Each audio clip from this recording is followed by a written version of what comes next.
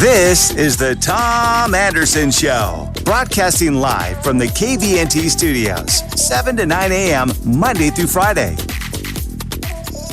Well, with the loss of a titan in Congressman Don Young last week, someone that was affected pretty much more than any of us was his very close friend and a co-chairman, State Senator Josh Revak.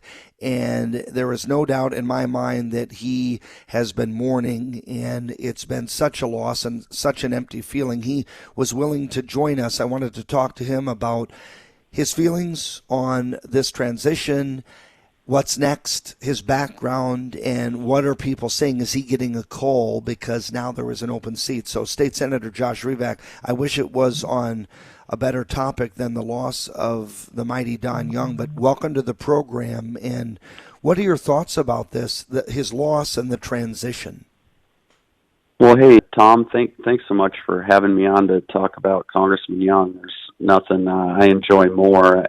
I appreciate the intro, but in reality, Congressman Young, there's so many people in the legislature and in Alaska who knew him closer and longer than I did. But for me, the impact that he made on my life was so remarkable in the 6 years that I worked for him, and since I left the office that really I wouldn't even be here if it weren't for him and his office and the shot that he gave me when I was just fresh out of the military, wounded in combat, lots of trials related to all that, and he gave me a shot, and he believed in me, and he had patience, and he and his staff invested heavily into my personal and professional development. And so to me, but there's so many others, every staff member that ever worked for him, or the vast majority of them. I mean, you have his very first chief of staff that's still like family to Don Young, and that's a long track record of making massive impacts in the lives of folks. So I'm just one of those, and I'm so honored to have been one of those. And so it's a real sad day for Alaska. It has been heartbreaking. I bet it caught you off guard like it did everybody because it was so unexpected, and he was on his way back, I know, through Seattle to Alaska. I talked to Matt, your buddy and mine, who was coordinating with him as well, and the tragedy of it all is not just the sadness that he's gone, but he was such a leader and such a pillar in what he does. Your background, so people understand, we're talking with State Senator Josh Revak, but real quick, give us the snippet of your evolution from military and injury to getting into office. Well, boy, it's I attribute all that to the folks that helped me along the way. We don't do anything alone, and I was wounded in combat. I was a tanker in the Army on a battle tank, and a very, very close friend of mine from Palmer, Shane Woods, we had served on the same battle tank in Germany, and we deployed together to Iraq. And I was wounded and in Iraq and medevaced out by an enemy mortar round that hit me. I recovered for about a month in the hospital, and the day that I went back to work, the first day I went back to work after getting out of the hospital and convalescence and all that, I learned that my friend Shane Woods had been killed, along with two other very close friends of mine. And so, I came up here to visit Shane's family. Is how we kind of came to Alaska first, and the moment the flight, when I came back from, I was stationed in Germany for 6 years, and two of those were in Iraq. And by the time I came back to the United States, I didn't know where home was. We were definitely looking for where is home. And the second the plane touched down in Alaska, we knew right away. And on that trip, I ran into to Congressman Young's staff, and after a conversation, they said, "We really want to give you a shot. Have you thought about moving here?" And I literally never left, and I've been here ever since. And, he gave me that shot, and they invested in me heavily through some pretty tough times. Coming out of the military wounded isn't an easy thing to do. So I'll be forever indebted to those folks and to him for that.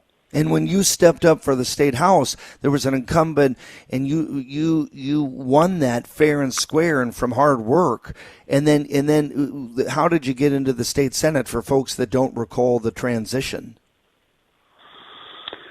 Well, it was just a very, very difficult situation. You know, I love nothing more than to serve the folks of District 25 in the state house, and there was a very untimely and sudden passing of a friend and our state senator, Chris Birch, and that was very tragic. And ultimately, I was appointed to try and fill those shoes, and I've done the best that I can to do that. And it's been a huge honor to serve the folks of District M. And so that's kind of how that happened. And then I ran and won. And so we're doing the best we can to serve the great people of the state of Alaska and the folks in District M ever since. Moving forward, I was a very good friend to Chris, and another tragic loss along with Don Young, and Chris even more premature considering his age. So now we see the tributes, the memoriams, the naming of Don Young. It's a memorable, it's a Ted Stevens level. He and Ted Stevens are really the icons, the Mount Rushmores of our state when it comes to policymaking and statesmanship. And then there are the young bucks like yourself that are moving up the ranks. They have solid resumes. You're a gifted orator. You're a kind person. You're intellect. You have all this experience. My guess is, and I'm going to nudge you into talking about this briefly, you don't have to give any answers in terms of future decisions, but if you could at least tell me, without names, are you getting barraged by calls from people saying you have what it takes from age to intellect to acumen to perseverance and grit and tenacity to serve this great state of Alaska in that congressional seat, to run fair and square through the special election? Now we know filing dates in a week. Is that something you've been contacted about by friends, family, neighbors? And would you at least be interested in it? You don't have to decide on my show, but is it something of interest that you're contemplating? Well, look, you know, yeah, I've been contacted by hundreds of people, and that's very flattering. I mean, I believe it's been a barrage of people, and that's very flattering. But at the same time, you know, and I don't have personal political ambition. My goal is to do the best I can to serve the people of the state of Alaska, and my whole life has been about service in one way or another.